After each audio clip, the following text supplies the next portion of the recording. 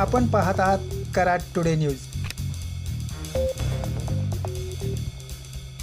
कराड चांदोली रत्नागिरी राज्य महामार्ग 144 वरील एनपे येथील तीव्र वळण धोकादायक बनले। गेल्या महिन्याभरात या वळणावर 4 अपघात झालेत। रत्नागिरी चांदोली बाजूकडून कराडकडे येणाऱ्या वाहनांचा या तीव्र व धोकादायक वळणावर अपघात होत आहे। काल सायंकाळी या वळणावर मोठा मालवाहू कंटेनर रोडवरून शेतात पलटी झाला। सुदैवाने या अपघातात जीवितहानी झाली नसली तरी कंटेनरचं मोठं नुकसान झालं आहे।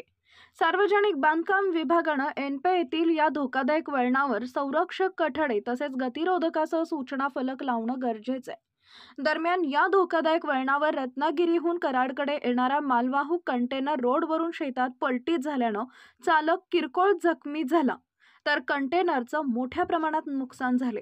तो कंटेनर मोठ्या क्रेनच्या मदतीने बाहेर काढण्यात आलाय। या आठवड्यात हा दुसरा कंटेनर या वळणावर पलटी झालाय। या वळणावरून अनेक वाहनांना अपघात होऊन वाहनं रस्त्याच्या दोन्ही बाजूला असणाऱ्या शेतात पलटी होत असल्यानं शेताचं नुकसानही होत आहे। त्यामुळे सार्वजनिक बांधकाम विभागाने तातडीने या ठिकाणी उपाययोजना करावी अशी मागणी एनपे येथील गावकऱ्यांसह वाहन चालकांनी केली आहे।